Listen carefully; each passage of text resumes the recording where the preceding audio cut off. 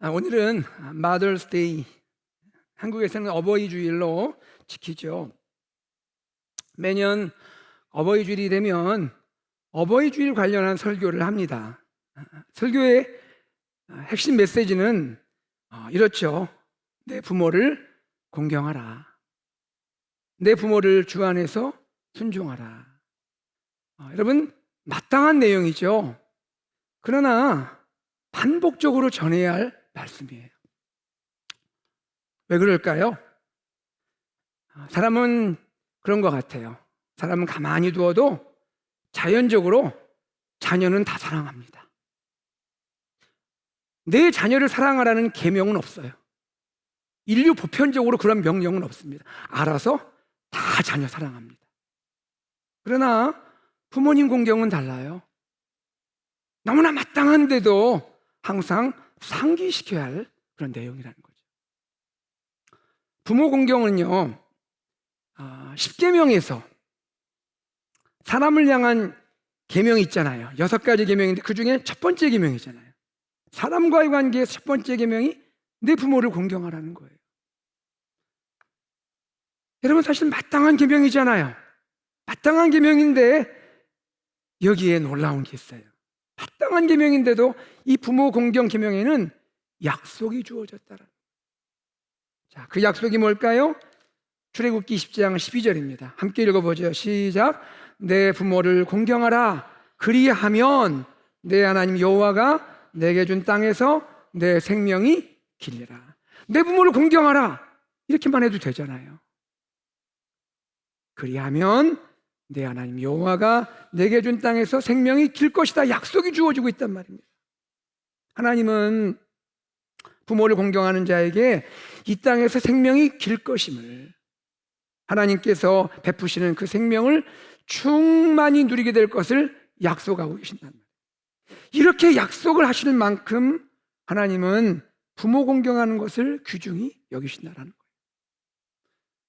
여러분, 오늘 어버이 주일 맞이해서 꽃도 달아드리고 꽃도 받기도 하시고 하시는데 여러분 어떻습니까?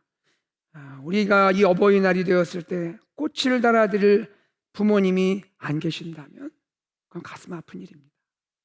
아시잖아요? 부모님이 안 계시면 얼마나 마음 아프세요. 또 부모님이 편찮으시면 자녀의 마음이 아프죠. 특히 우리는 이민자로서 조국 한국을 떠나서 이 멀리 미국에 정착해 살고 있습니다. 우리가 듣는 소식 가운데 제일 마음이 무거운 것이 부모님 건강 좋지 않다는, 부모님 편치 않으시다는 거. 그 소식도 바로 찾아뵐 수도 없잖아요. 그런 안타까움이 우리에게 있는 것이죠. 저희 어머니 늘 저를 위해 응원해 주셨어요. 남들이 뭐라 하든 우리 아들 최고예요. 항상 응원해 주셨어요. 저를 위해 참 많이 기도해 주셨어요. 저는 어머니의 눈물을 알아요.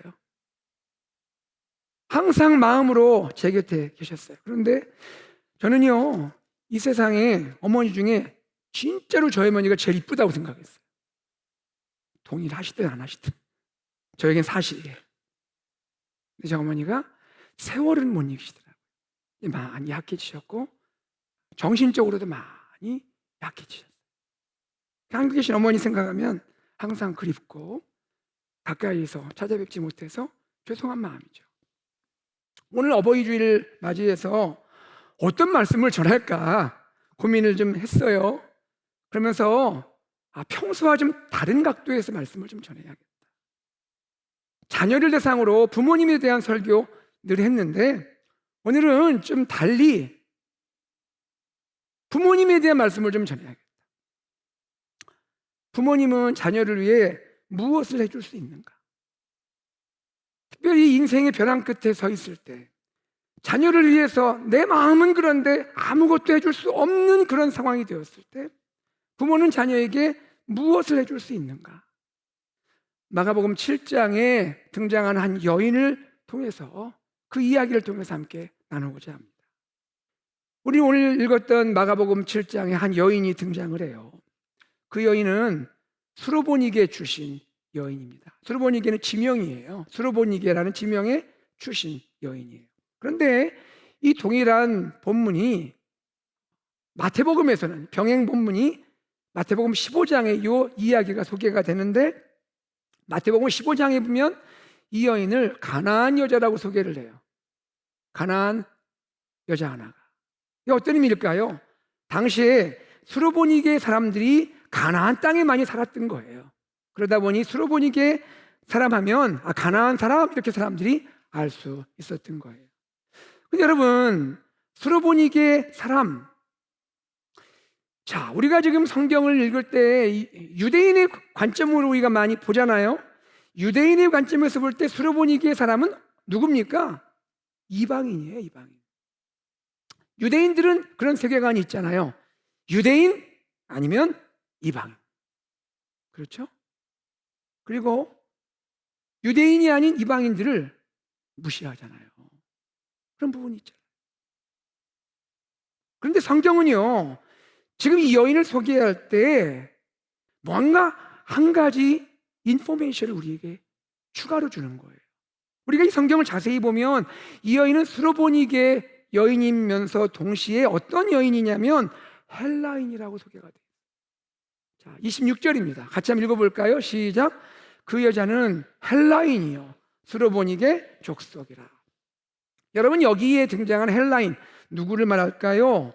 당시의 헬라인 하면 1차적으로는 헬라 종족의 사람이다 할 수 있어요. 그런데 이 당시에 시대적인 컨텍스트를 보면 이 여인은 헬라 족속을 넘어서 그 당시에 로마 제국의 정신적인 그러한 주류를 이루었던 중요한 문화의 흐름이 있죠. 헬레니즘입니다. 여러분, 그런 말 있잖아요. 로마가 무력으로 그리스를 정복했지만 그리스는 문화로 로마를 정복했다 했어요. 헬레니즘이 그 당시에 전 세계에 확산되고 있었던데, 여기 헬라인은 어쩌면 헬레니즘 문화 속에서 살아가는 교양인을 가리킬 수 있다는 거예요.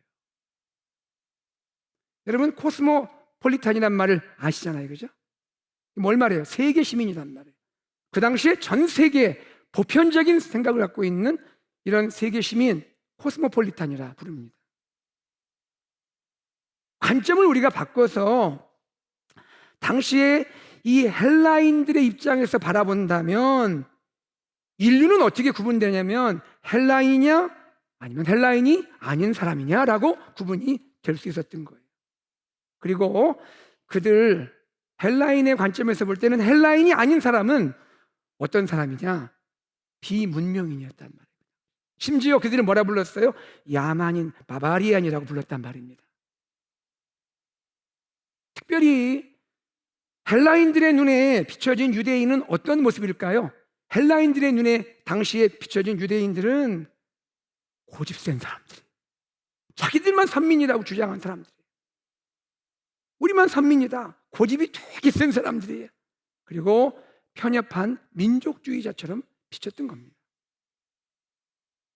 본문에 등장한 이 수르보니게 여인은 당시에 교양 있는 헬라 여인일 수 있다는 겁니다. 그런데 이 여인에게 문제가 있는 거예요. 딸이 아파요. 딸이 아파요. 그냥 아픈 게 아니라 성경에 보니까 귀신 들렸다. 이 말은 뭐예요? 치유가 어렵다는, 사람의 방법으로 고치기가 어렵다라는 거예요. 이 여인은요, 사랑하는 딸이 귀신 들려서 고통하는 거 너무 마음이 힘들어서 치유받기 위해서 예수님께 나온 거예요. 이게 어떤 의미인지 아세요? 헬라인이 유대인 예수님에게 나온 거예요. 쉽지 않은 겁니다. 그리고 예수님 앞에 엎드려 간구했다. 여러분, 엎드려 간구한다는 건 뭐예요? 무릎을 꿇었다. 무릎을 꿇었어요. 헬라 여인이 예수님께 나와 무릎을 꿇고 간구하는 거예요. 여인은요, 무릎을 꿇음과 함께 뭘 내려놨을까요? 그녀의 자존심을 다 내려버린 거예요. 다 헬라인의 자존심 다 내려놨어요. 뭐 때문에? 우리 딸 고치게 하려고. 여러분, 이것이 부모의 마음 아닙니까? 이게 부모의 마음이잖아요. 자녀를 위해서라면 나의 자존심조차 내려놓을 수 있는 마음, 그것이 부모의 마음이잖아요. 여러분도 경험하지 않았습니까? 어떠세요? 자녀를 위해서라면 부모의 자존심 내려놓잖아요. 자녀가 잘못할 때도 있죠.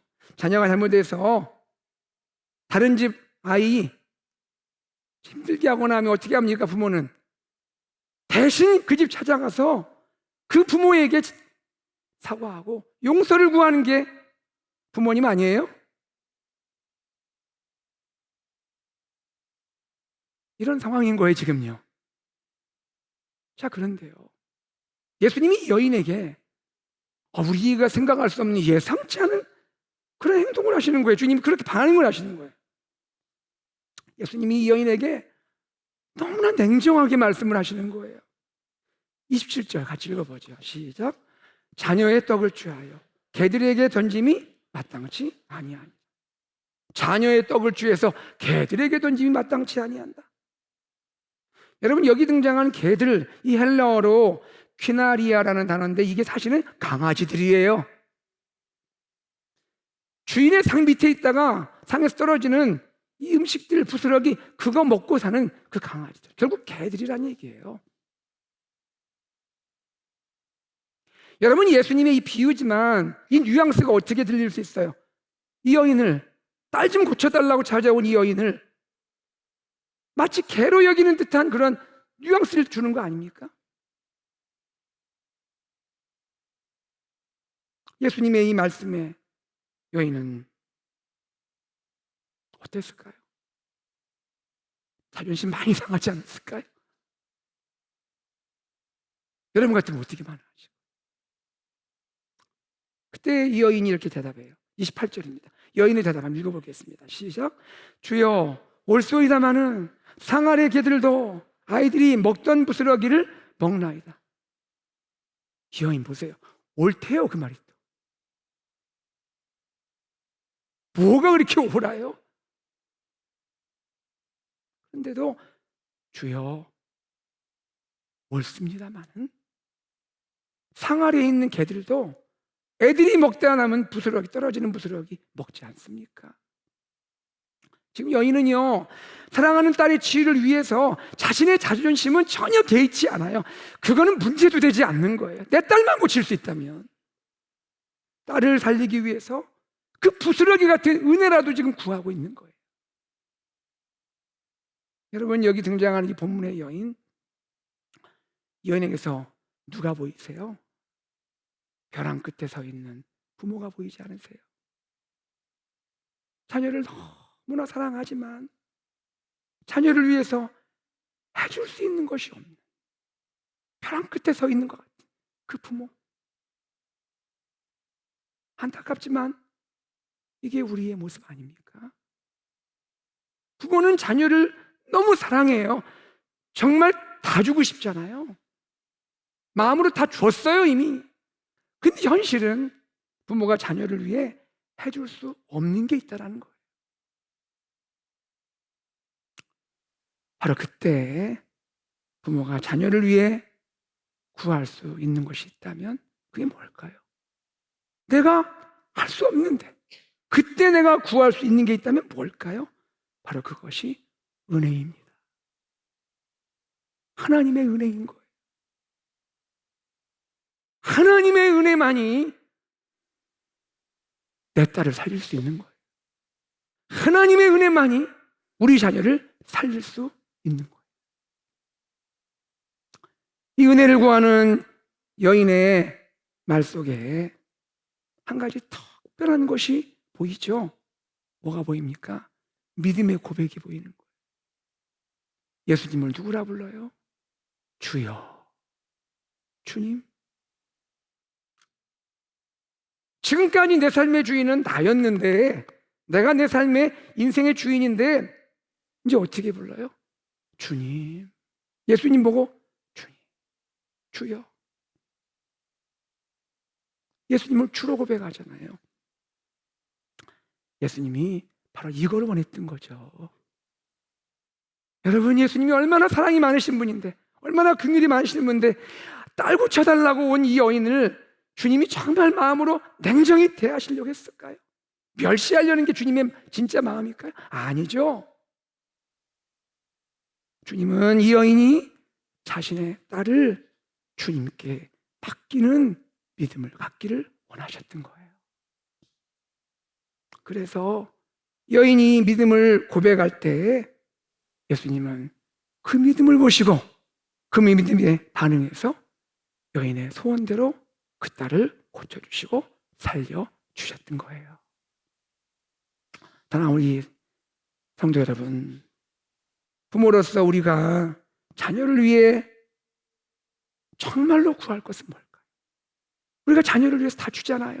그거 좋은 거예요. 그렇게 해야 되잖아요. 근데 정말로 자녀를 위해서 줄 것은 뭘까요?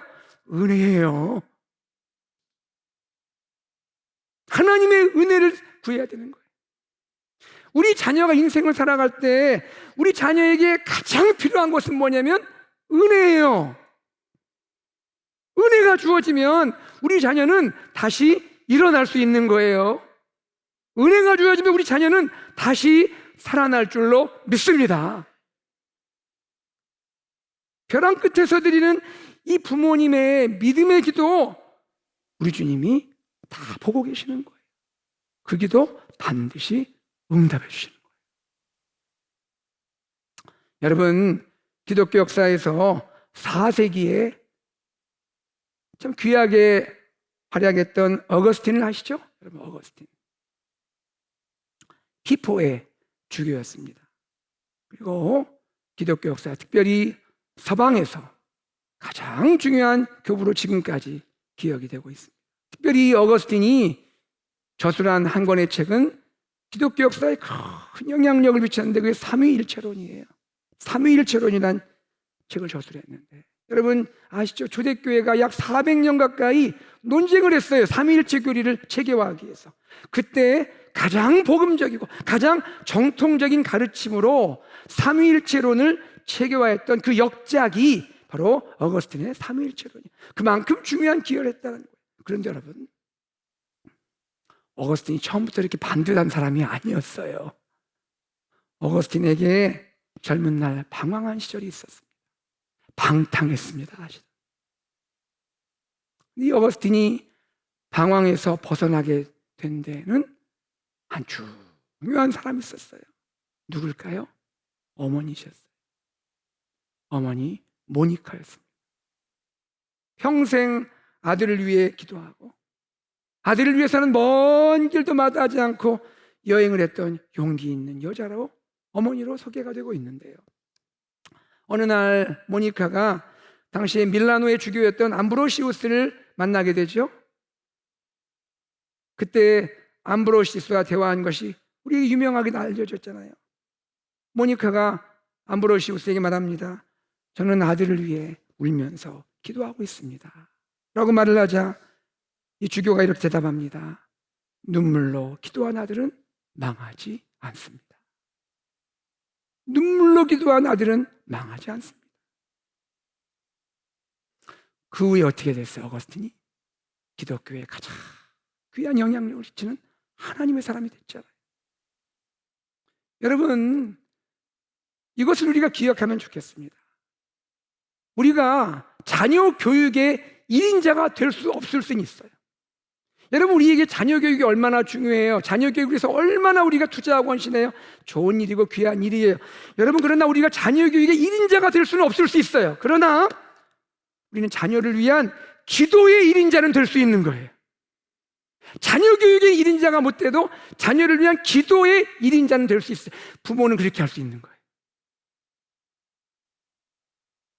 우리 그런 자녀를 위한 기도의 1인자가 되기를 소망합니다.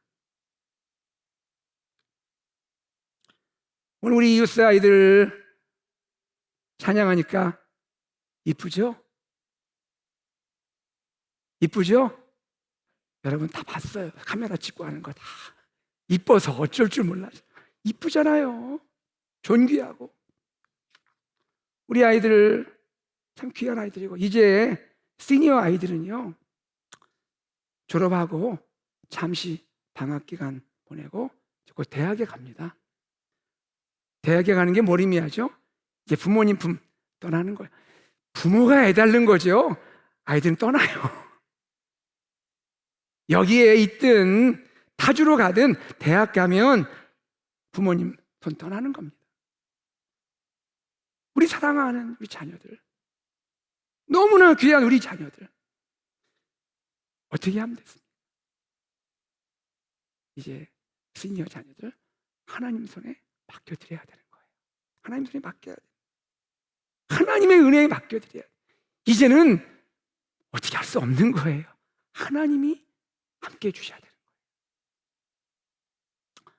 다른 부모님들 벼랑 끝에 계십니까?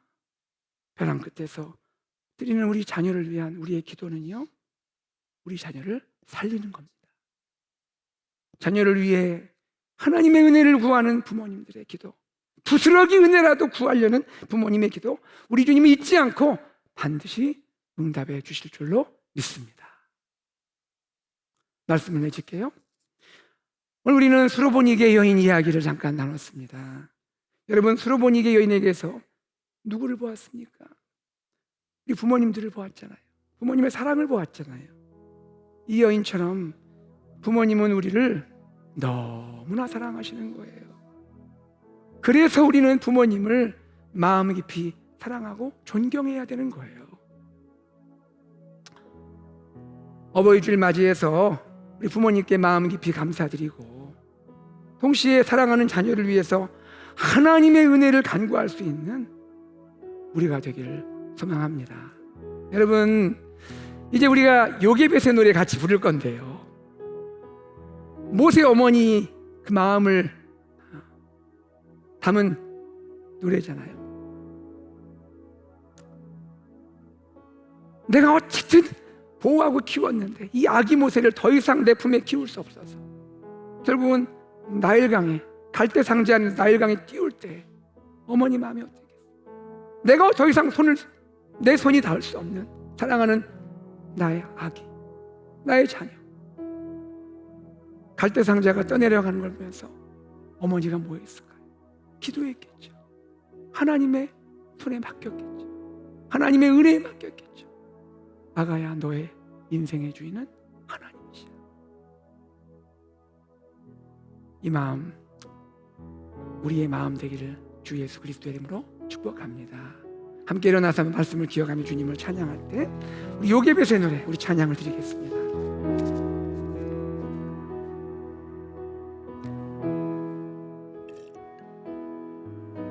작은 갈대 상자, 물이 새지 않도록 역청과 나무진을 칠하네. 어떤 마음이었을까? 어머니의 두 눈에 눈물이 흐르고 흘러. 찬양하죠.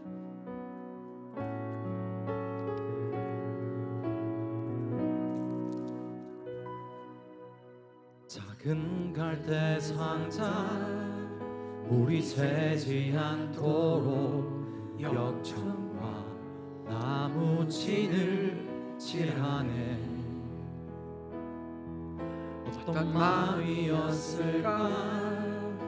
그녀의 두 눈에 눈물이 흐르고 흘러. 동그란 눈으로 엄마 바라보는 아이, 동그란 눈으로 엄마를 보고 있는 아이와 입을 맞추고, 상자를 덮고 강가에 띄우며 상자를 덮고 강가에 띄우며 간절히 기도했겠지. 간절히 기도했겠지. 정처 없이 강물에 흔들흔들, 정처 없이 강물에 흔들흔들